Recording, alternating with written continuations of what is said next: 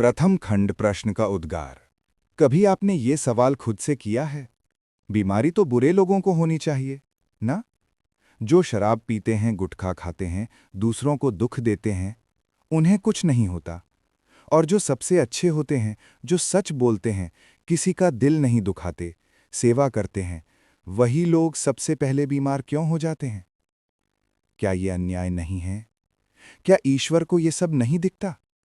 ये सवाल सिर्फ आपका नहीं है, ये एक बहुत बड़ा आध्यात्मिक रहस्य है, जिसका उत्तर जानना हर साधक के लिए जरूरी है। द्वितीय खंड, कर्म का गढ़ विज्ञान। इस प्रश्न का उत्तर हमें कर्म और आत्मा की यात्रा से समझना होगा।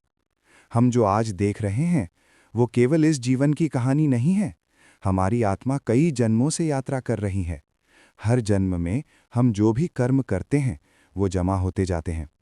कुछ कर्मों का फल तुरंत मिलता है, कुछ वर्षों बाद, और कुछ का अगली जिंदगी में। इसलिए किसी नेक व्यक्ति को जब बीमारी होती है, तो वो केवल इस जन्म का परिणाम नहीं होता, वो पिछले जन्मों के किसी अधूरे कर्म का परिणाम हो सकता है। भगवद गीता में श्री कृष्ण कहते हैं, जो जैसा करता है वैसा भरता है। बीमारी एक कर्म फल हो सकता है, लेकिन इसका अर्थ ये नहीं कि वो व्यक्ति गलत है, बल्कि वो व्यक्ति एक पुरानी जिम्मेदारी निभा रहा है।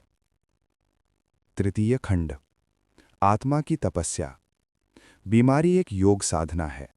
बीमारी केवल शरीर की कमजोरी नहीं है, ये आत्मा की तपस्या है। जैसे एक साधक जंगल में बैठकर तप करता है, उसी प्रकार कुछ आत्माएं इस धरती पर जन्म ही इसलिए लेती हैं कि वो बीमारियों की अग्नि से गुजरें और अपनी आत्मा को शुद्ध करें। सोना जब आग में तपता है, तभी कुंदन बनता है।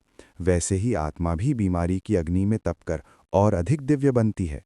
जो आत्माएं ऊंचाई तक जाना चाहती हैं, वो बीमारी को सहन करती हैं, पर कभी शिकायत नहीं करती। चतुर्थ खंड, महापुरुषों के उदाहरण। पंडित श्री राम शर्मा